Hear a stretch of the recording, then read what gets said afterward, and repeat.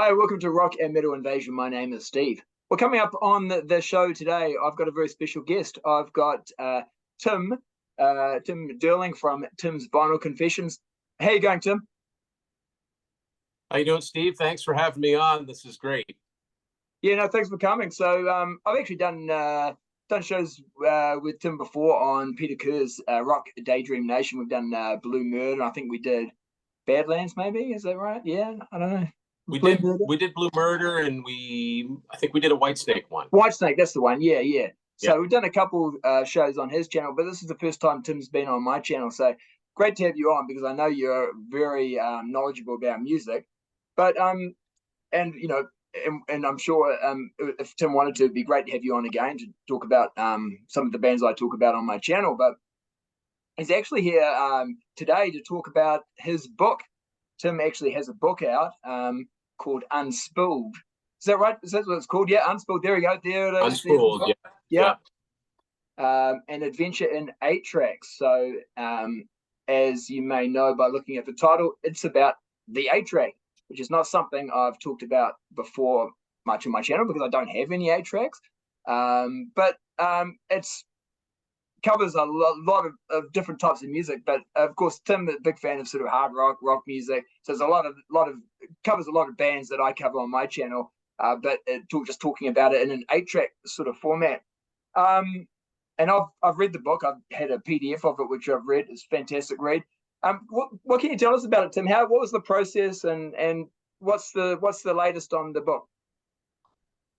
Thanks, Steve. Like the book originally came out self-published. Boy, I guess it's been well over a year ago now, and did pretty well as a Kickstarter campaign.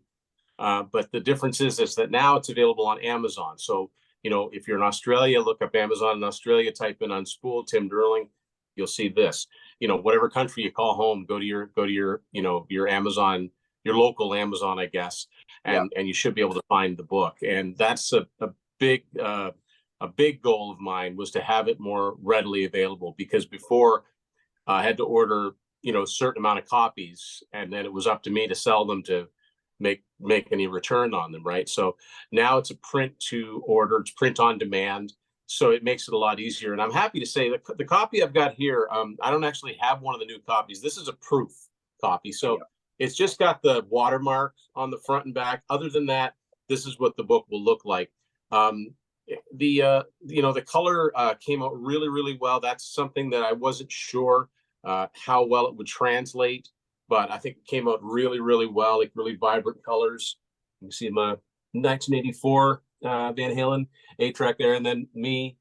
So this goes through the 1980s. It starts in 1981 and it goes through 1988. And the reason it's those years is because, and this is something that Steve and I were talking about before we started recording.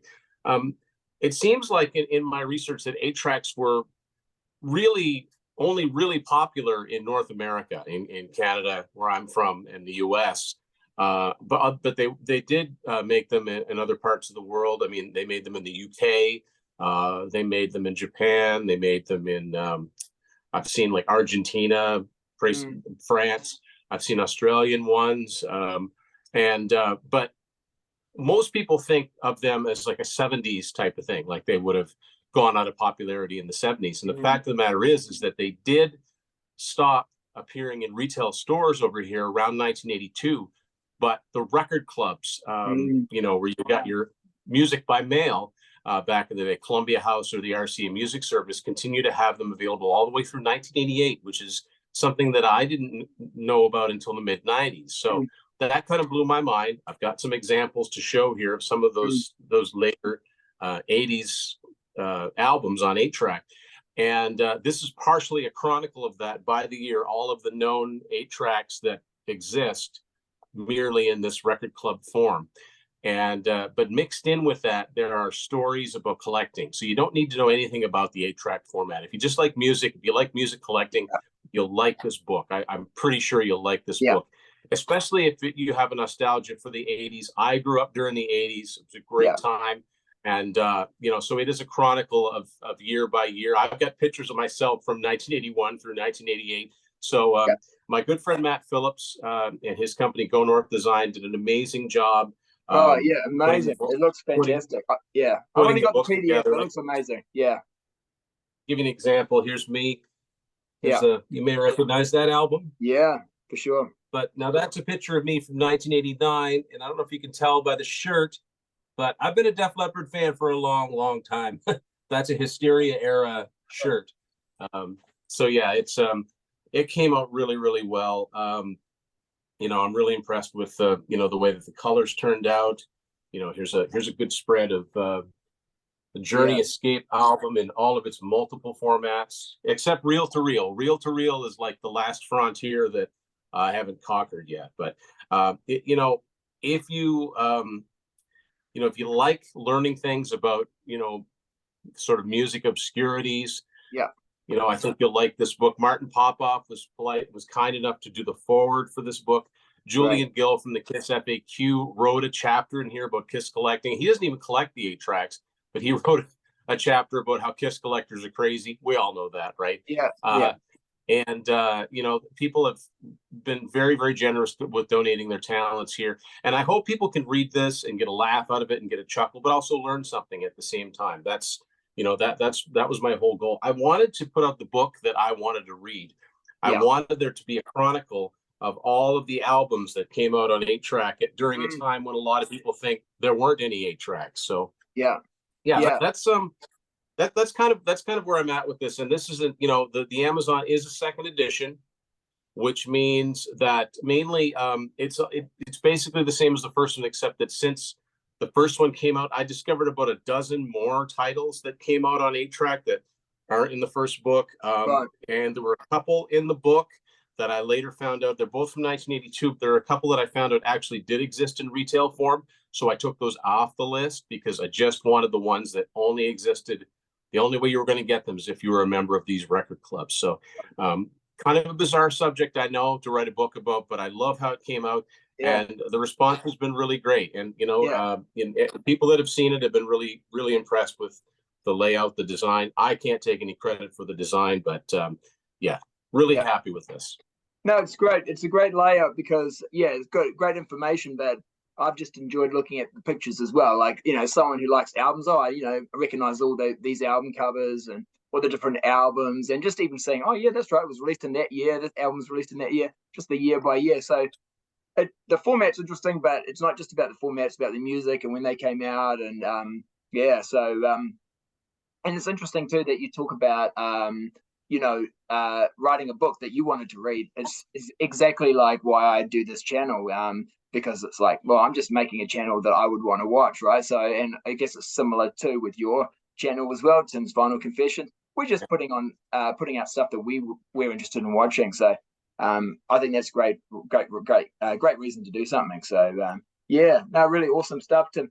I as I was going through the book, I was thinking it reminds me a little bit of vinyl, and I'm a bit of a vinyl collector, right? So, and that time in around 92, 93, we thought, oh, that album's not on vinyl, and then you actually find out that it is. Do you know what I mean? It's a little bit like that with the 8-track when you thought, oh, that probably isn't on 8-track, and then what? There's like Hysteria's on 8-track. I don't think it is it? But No. but you know what I mean? Yeah. But it's Yeah. possible. I think you wrote in your book, there's a section in your book where it's like, it's not, no one's found it, but it's actually, it's the possibility. Yeah, there is one chapter in the book where I talk about these what ifs. And Hysteria is one of them, simply because in 1987, which you will see, there were 8 tracks that came out. Now, I only wanted to include titles that I was sure about that existed in those year-end lists. It was very important to me that I saw a picture or someone whose opinion I valued, that wouldn't just say, oh yeah, I saw that. Knew what they were talking about. I really wanted it confirmed, which is why I did that chapter on, well, no one seems to have seen these yet. But because by the time you got into 1986, 1987, 1988, I can only assume that these were made in very, very small amounts, very small pressings of these 8 tracks. So you never know that, but I would think that by now, we would have seen, but you never know. I mean, 5 years ago, I was surprised to find out that but one of my favorite bands, Rush, I thought that the last album they had that came out on 8-track was Grace Under Pressure from 1984. Come to find out, no, Power Windows from 1985 came out as an RCO through RCA Music Services. Like, well, there's another one to add to my list.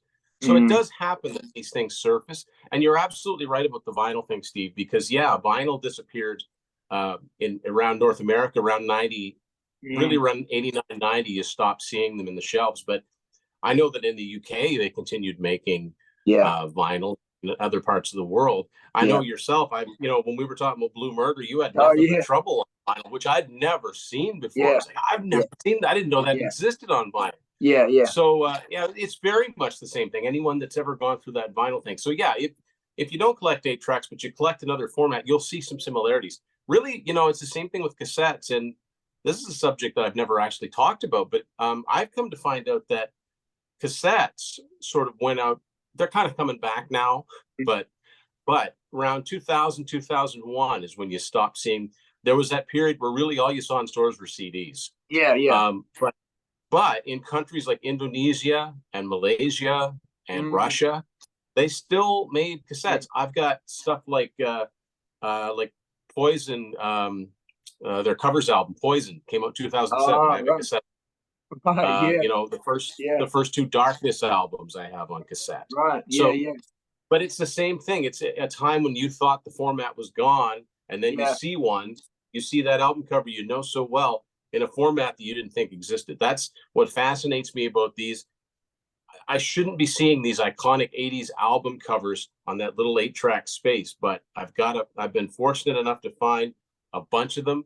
I've got, to this day, people will go, well, that didn't come out on 8-track. Yes, it did. And so educating is part of it too. I'm hoping people will look at this and be able to use it as a reliable reference and say, well, it's in this book. That means it exists.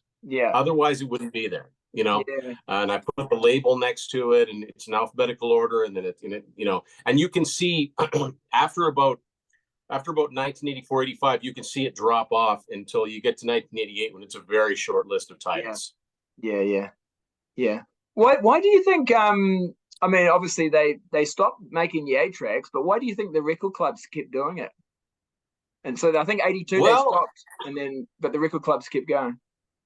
The last known retail 8-track is actually Pyromania, which came out in January of 1983. It used to be thought, for a long time, it was thought that Prince's 1999 album, which came out in October 82, was the last retail 8-track. But then Pyromania surfaced as a retail, and that kind of blew that out of the water. But I wonder, I know that album in classic Def Leppard fashion was delayed. Like maybe it was supposed to come out in October or November of 82, and they already had it prepped up. So by 1983, there in my research, there's no more than 6 retail 8-tracks. A lot of country music. If you're a country music fan, and maybe this is one of the reasons why the record clubs saw that there was still an audience for people that liked the music on 8-track, just about every major country artist had every single one of their albums come out on 8-track all the way through 1988. By the time you get to 1988, it's mostly country. And a lot of like superstar pop artists, like Madonna and Michael Jackson. Hard rock and metal, though, it's hit and miss. And those that did come out on 8-track tend to be in very high demand, and therefore go for ridiculous prices, like prices that people just wouldn't believe anyone would pay for an 8-track, especially if you're like me and you pay for it, you have no intention of actually playing it. You just want to have it. And I guess too, with the hard rock albums that are on 8-track around sort of 87 sort of period, it would be I think you listed Europe, the Final Countdown, like the ones that have been actually quite successful as well, right? Like, oh, there we go. Yeah. So that's one I didn't have when the book first came out. Oh, right. Yeah. But I mean, just the idea, like that's an iconic 80s album if there ever was. But to see it, in this in this format, it's a little weathered. but how often have you seen this, right? Yeah. And yes, this was a very, very big album. And as a matter of fact, I think I can safely say I've got 100% of the Europe discography as it exists on 8-track, because I'm pretty sure this is the only one. Yeah. Yeah. Yeah. Yeah. Yeah. Okay. Interesting. So, like you said, you didn't have that one. How do you, if people wanted to, because I imagine, like we talk about Kiss fans being a little bit crazy, or someone's like, okay, I want to start now getting, what I, the albums, the Kiss albums on 8-track, because I just want to have every format. How do you get? Yeah. How would they go about doing that? Okay, well, I got to tell you, it's in most ways, it's an awful lot easier now than when in the early '90s when I first started collecting these, Yeah. because of eBay, because of Discogs. There are a lot of online, like, Facebook groups, and one that I mentioned in the book, and I've been very glad to be a part of the community, is called 8-track Fixation. I've bought a lot of my RCOs from sellers on that group, but eBay and Discogs, like Kiss, because Kiss went back, to 74, it's not the hardest thing in the world. You could go on eBay and or Discogs right now and probably find all of the Kiss albums between the first album and Dynasty. That wouldn't present much of a challenge. You might have a little bit of a problem getting the originals. That's not one you see all the time, or you might find one tape and it's there's two in that set. If you're a real die-hard Kiss fan, that has to have all the formats, like every other format, there's a version of the first album without Kiss in Time, and there's a version with, and the version without is the rarer of the two, because it's still when Casablanca was distributed by Warner Brothers. And that's the thing about the 8-tracks, not just label to label, issue to issue, but retail and record club, they look vastly different. So once you get used to it, it's very easy to spot the difference. So that's an easy way to start your Kiss 8-track collection. You can usually, find most of those there. Where you're going to start to run into trouble is Unmasked. That doesn't always come up. When it does, it's a little pricier. The last one that I have, I was very, very fortunate to find it. Music from the Elder. This is a US copy. Very, not very common at all. And what I need, and this is where a lot of people are going to get stuck. I need Creatures of the Night, which would look like this. It would have this beige, because it came out as retail, and then Lick It Up and Animalize. Those are the last two, and all the copies I've seen of those are only Columbia House issue, and very expensive when the rare times they do come up for sale, and usually a bidding war will ensue. So that's the Kiss 8-track story. Right. It's just crazy to think. I've never thought about this, that people are spending crazy amounts of money on an 8-track, But the Kiss collecting thing, I mean, like in a case like that, you've got three sets. You've got people that collect 8-tracks in general. You get people that collect the RCOs, the record club only cards, and then you get Kiss fans, and we're crazy. So that's a bad combination. So they might be the only 8-tracks that people like that would own, but because it's Kiss, they got to have them. Yeah. I know that another one that's really hard to find that pops up once in a while is Peter Criss Is Out of Control. You don't see that one very often, but it does exist on 8-track. Oh, okay. Wow. Yeah, so I think it would be dangerous for me to start getting into multi-format, purchasing. That's why I haven't gone down the reel-to-reel route, because to me, like, that's a beyond frontier, and there's still, anytime I go on eBay and I see a Kiss one or an Aerosmith one, they're still over $200. And I said, and the problem is, even if I got one fairly cheap, once you get one, I guess you've started a collection. So yeah. If I ever came across one in the wild, like, face to face, and it wasn't very much money, I'd probably have to buy one if it was a band I liked. Yeah. But for now, 8-tracks are sort of where I kind of draw that line. Okay. Yeah. Cool. And interesting too. Talking about Tim's vinyl confessions, you make a bit of a confession at the end of your book that you don't actually have a 8-track player. So that is correct. I used to. I used to have a little portable. It was red, and it was a little portable one. The problem is that I had a Queen 2 8-track that was just in pristine shape, and it turned into spaghetti. These players, Yeah. the players and the tapes, there are people that own players, play their tapes, but they require constant maintenance. The players require maintenance, the tapes require maintenance. You have to take the players apart, you have to oil them, you have to clean them, you have to take the tapes apart and make sure the felt pads are the right kind. And I just don't have that kind of dedication. I admire it. But you can't just the one thing that you should never do is, if you find one at a flea market or a garage sale, or someone gifts you, you've got an older relative that had one in their attic and they give you one and they have a box of tapes. Don't just put the tape in and start playing it, because you'll end up with spaghetti. They tended to wind up inside the machine. And for that effect, that's why we wanted to have a little fun at the end, which is why you see this picture of me covered. Yeah, there is a lot of there's a lot of tape inside an 8-track, especially if you get like a double live album. There's a big spool, and then there's another spool that sits on top of it. And but for that picture, quite honestly, we went to a thrift store, and we bought about 3 or 4, so we'll call them sacrificial lambs. I think they were old country or disco. And we took them apart and I covered myself in the tape for the photo op, right? They went to a good cause. But yeah, it would be very frustrating, especially if you find one that is nice and smooth and doesn't have the the sort of rippling that happens. Just the natural wear and tear from being in the sun.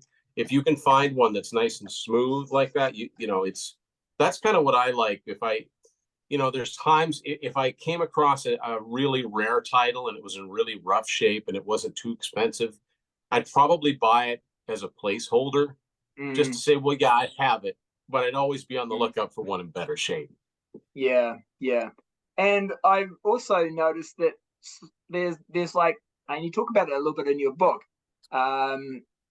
clone type 8-tracks, or 8-tracks that aren't real 8-tracks, or so what that chapter was about is the fact that people will, they'll take an 8-track of someone else and they'll erase it, and they'll record a newer album onto it, and they'll print out the artwork, and they do a really good job. And I showed a couple of examples, and not just recreating the RCO labels, which would be an outright counterfeit, but making it look like something that would have come out in a retail format on that label. I use a couple of examples. One is Rush and one is Van Halen. Now, myself, you run into a tricky thing, because sometimes people will add those onto Discogs, and then all of a sudden they're on people's want list. Well, they never existed, So it's a gray area. It's one thing if somebody wants to make them for themselves. And I think what some people do is they'll just make the blank tape up. There won't be any music on it.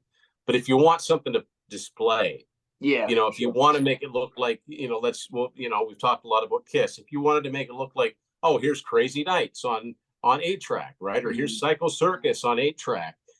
Just so people, if they're looking in your music room, they go, wait, what's that? But yeah, that's what that's about. The fact that people do go to great lengths to try and reproduce these things. Right. And there's no danger of like these being sold. You don't know if these being sold as legit, and then people, like getting ripped off. What you have to watch for, like anything, is counterfeits, where they make it if it's big money, like I can sell the Kiss, Creatures of the Night or whatever for however much money. If you saw, let's say you went on eBay and you saw someone selling a Kiss Creatures of the Night 8-track that looks like it's in just pristine shape for $50, there's no way that's real. There's no way that's real, because that's too rare. Someone has gone to a lot of work to make sure it looks, and if you get the real eagle-eyed, And this is another reason why I would encourage people to join either 8-Track Fixation or other Facebook groups if they're interested, because they've got experts on there that study these and know more about these things than I ever will. And they'll go, no, the numbers aren't spaced apart. Right. Yeah, right. That's a thing. Or you know, they if you look at that logo, it's not, you know, they didn't use that logo in that year. So yeah, just it's, you know, like if you're a Beatles fan, there's so many counterfeits of, say, the Yesterday and Today album. You have to watch out for things like that. It's no different. If people think they can get money out of people, they will. So you just got to be careful. Yeah. Cool. And so could you show us a few 8-tracks maybe that you've got that might be sort of in the sort of hard rock kind of? Absolutely, yeah, absolutely. I've got some prized possessions here. Most of them are RCOs. I'll show you the one that isn't. That's actually just a retail one, but it's not very common. So this fits right in with the theme of your show. Oh yeah. So this is a U.S. Whitesnake Ready and Willing. It's a retail version. So there's the songs broken up into 4 programs instead of 2 sides. This is what it looked like on the side. This was when this is on Mirage Records, which was distributed by Atlantic. This is a prized possession of mine. You don't see many Whitesnake 8-tracks. So yeah, and this one happens to be in really good shape too. Next one, we'll keep it Australian. Oh, Look wow. at the switch. So this is an RCA Music Service version, which look quite different than the Columbia House ones. This is actually the newest one that I have. I Need, Fly on the Wall, and Who Made Who. Yeah, those exist, but I don't have them. I'll show you the first one of the first really rare ones that I found. At the time, I didn't realize that it wasn't strictly RCO, but it still looks great. Is Pyromania. I've got all 3 of the Def Leppard albums on 8-track, which is, you know, they're 3 of my prized 8-track possessions because they're one of my favorite bands. And just the idea of a Def Leppard 8-track is just kind of funny. Yeah. Although the funny thing is that because we found out there's a retail version of this, now the retail version would look more like this Elder in terms of having the beige polygram cart. Right. And it would look totally different. This is the Columbia House, all tended to look the same. So, you know, we've got Def Leppard on Polygram, we got Europe on CBS, and yet, aside from the colors of the cases, the printing looks exactly the same because they're all put out by the same company. So yeah, the only true Def Leppard 8-track that's an RCO, and one that I would like to have, I have High and Dry, but I'd like the 1984 reissue of High and Dry, which exists on 8-track as strictly an RCO. So, you know, I've got the first 3 Def Leppard albums on 8-track. So I've got them, but there's another version of High and Dry that I'd like to find. And finally, I've got this one's a 2-parter. 5150. Wow. This is the Columbia House edition. Now, this is a funny one, but because half the case is black and half is white, but this is a real Columbia House 8-track. This is the last Van Halen one. And as Van Halen fans know, at this period, in order to get Sammy Hagar off of his Geffen Records account and into Van Halen, he owed Geffen Records one more album, which also came out on 8-track in 1987. Yeah. So this is his, originally it was just self-titled, and later it was reissued called I Never Said Goodbye. Don't see too many Geffen 8-tracks, right? Geffen was a new label in 1980, so there aren't a lot of retail ones. I think you've seen like you see like John Lennon Double Fantasy and a couple of Donna Summer ones, but Geffen was a relatively new label when you know, 8-tracks were sort of at their demise. So that's just a few of my like harder rock ones. Really interesting. You know, there's other ones I'd love to have, like there's Rat 8-tracks, there's Dokken, there's Motley Crue, but those are the big money ones, eh? Big bucks. First Bon Jovi album, believe it or not, there is a Bon Jovi 8-track.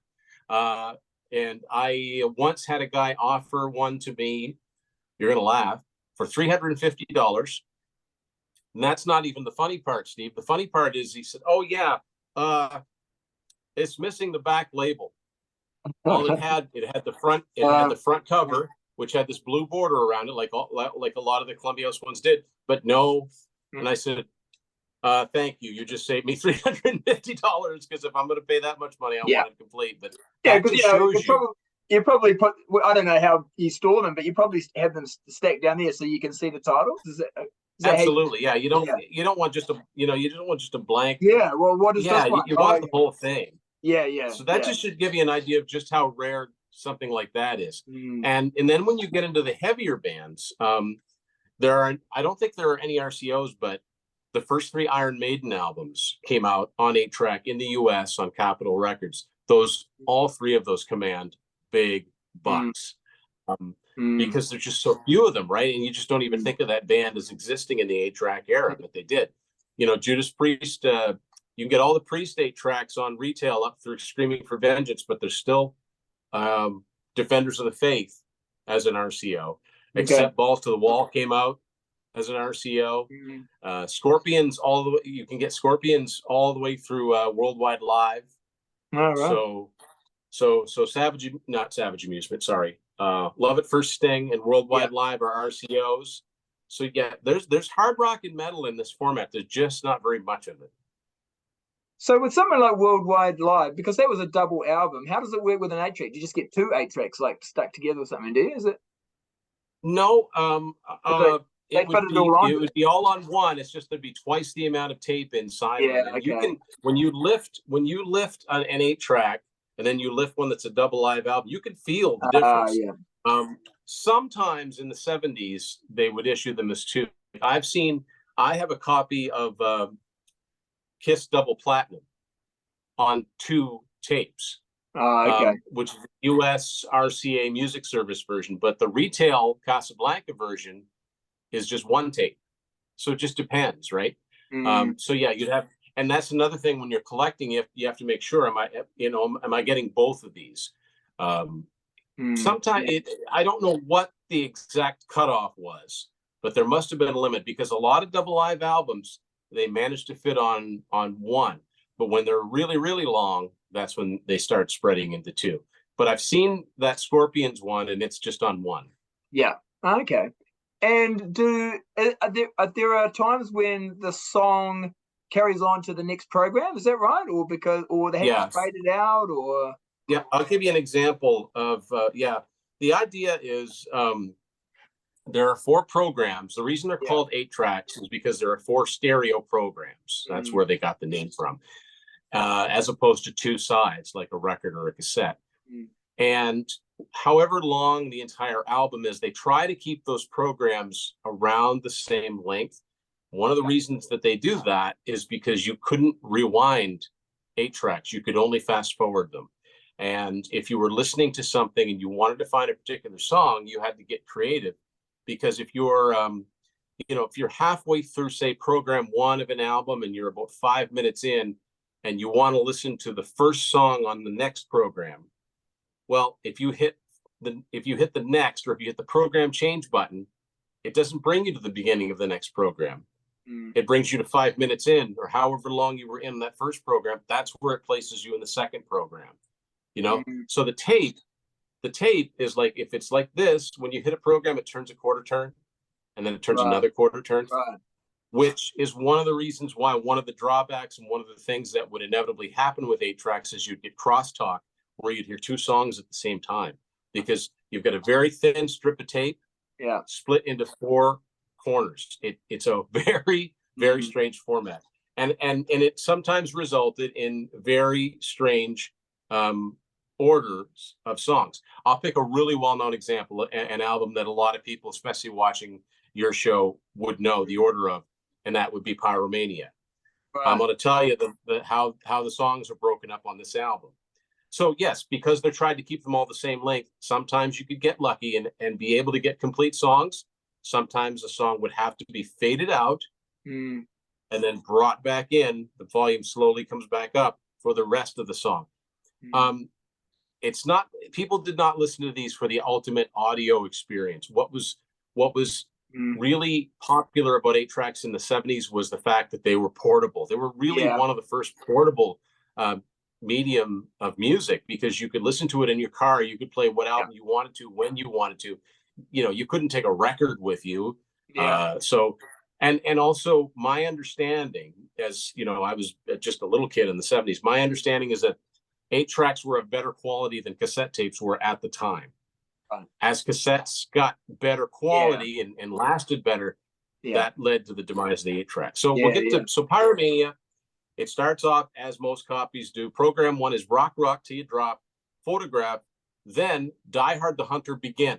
So we're already changing the order of the songs. We're already breaking up songs. Program 2 is Die Hard the Hunter, Conclusion, Stage Fright, Too Late for Love. They've actually just called it Too Late on here. That's a typo. Program 3 is Foolin', Rock of Ages, Coming Under Fire, Begin. Program 4 is Coming Under Fire, Conclusion, Action Not Words, Billy's Got a Gun. This is not bad as far as I've seen worse things that they've done with track listings. Essentially what they did here is they took Die Hard the Hunter and placed it after Photograph, and then everything else fell into place. Let's look at, let me see what they did with, oh, okay. Europe, The Final Countdown. This one's terrible, what they did to this one. So it does start with The Final Countdown, then Love Chaser. Which I'm pretty sure that's the last song on the album, I think. Then Danger on the Track, Beginning. Program 2's Danger on the Track, Conclusion, Cherokee, and On the Loose. Now, Program 3, Rock the Night, Heart of Stone, Time Has Come, Beginning. And Program 4 is Time Has Come, Conclusion, Carrie, and Ninja. So they really went to town messing up these, you know, the order of these songs. Quite so different. it's a weird experience if you're used to the, you know, the albums in a particular order. But it also makes it a lot of fun to collect. Yeah, exactly. It's kind of fun. It's like, oh, I'm going to play the 8-track version, you know, the track listing order from the 8-track. You know, it's like an automatic shuffle, right? Yeah, exactly. Yeah. It's funny. Okay, now that's really cool. Great. So if people want to get your book, Tim, they can get it on Amazon now. So it's really easy. Yeah, very easy. Just like I said, wherever you live, go to your Amazon, the Amazon you always use, and type in Unspooled. And that there's a few things. There's a podcast, and there's a couple other things that brings up. But if you type in Unspooled and then my name, Tim Durling, it should bring this visual right up here. So yeah, I appreciate any chance to talk about the book, and I appreciate everyone who's I've sold a few already of the new version, which is fantastic, and people have written some really nice reviews for Amazon, which helps the rating of the book and keeps it kind of keeps it up there. So it's so far it's going really great. I'm really glad it's available again for people. Yeah, no, it's fascinating. It really is, and like you say too. If you don't know too much about it and you want to know more, because I did a little bit of research myself, and there's some Facebook groups and there's websites out there that you can go on and get information, and and then obviously get Tim's book as well, so you can learn even more. But hey, thanks for coming on, Tim, and like I said, it'd be great to have you on again if you felt like it, and we could maybe talk about a specific band or theme or something like that. It would be great. But always great talking to you. Thanks for having me on, Steve. This has been a pleasure. Okay, cool. All right, and thanks for watching, everybody. Make sure you hit that like button, hit that subscribe button if you haven't already, and I'll be back later with another show. Okay, see ya.